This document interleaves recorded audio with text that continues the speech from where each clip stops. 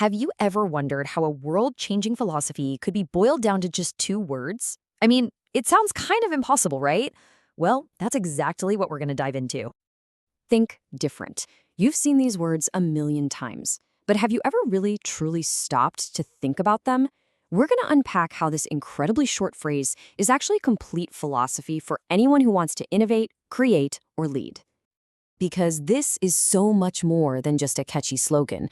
It's a command. It's a way of being. It's an entire ethos, a whole worldview, packed into a grammatically questionable but absolutely brilliant phrase. So what do we even mean by ethos? Well, it's the fundamental spirit of a movement, right? It's the beliefs and aspirations that drive a whole community. And that's what Think Different is. It's not just words on a screen. It's the guiding spirit for anyone who wants to build, create, or just plain challenge the way things are. Okay, so how do we crack this code? It's simple, really. We're going to break it down word by word, and then we're going to put it all back together to see its combined and, frankly, its explosive power. Let's start with the first word, think. Now, we're not talking about just spacing out or daydreaming here. This is a call to action. It demands something way more active, way more deliberate, and way more rigorous. And this really shows the two paths you can take. On one side, you've got reactive thought, just accepting the defaults, following the instruction manual. But on the other, you have proactive thinking.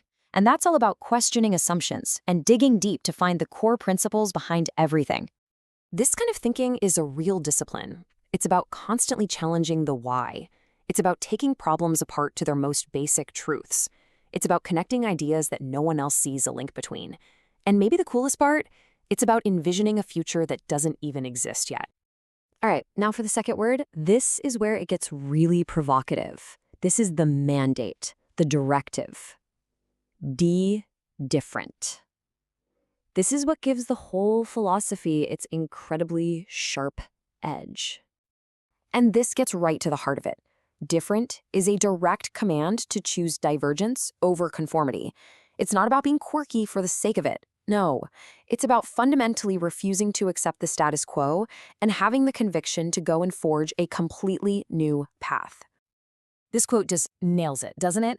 Conformity has a built-in speed limit. Divergence doesn't.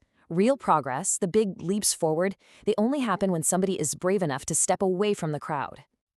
Okay, so we've looked at the parts. Now let's put them back together. Because the real power here isn't just in the words themselves, but in their structure, in the simple fact that it's delivered as a command. You have to realize this is not a polite suggestion.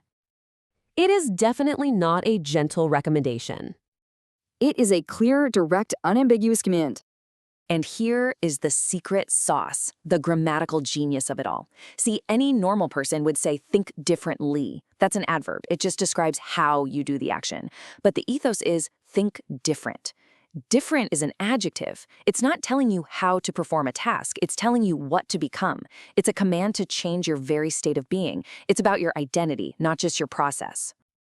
So if this whole ethos is so simple, why is it so incredibly rare? Well, because understanding it is easy. Actually living it, now that's the real challenge. To really think different means you're often going to be standing alone. It means facing skepticism, maybe even ridicule.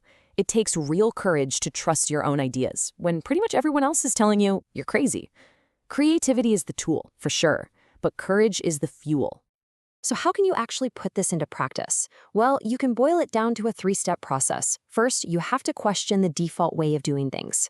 Second, you have to truly embrace the divergence that comes from that questioning. And finally, you have to find the courage to act on your conviction. That's it. That's the ethos in action.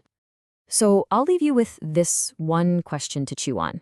In your own life, in your work, what's the status quo that you are accepting without a single question? Because the very first step to thinking different is to finally ask, why?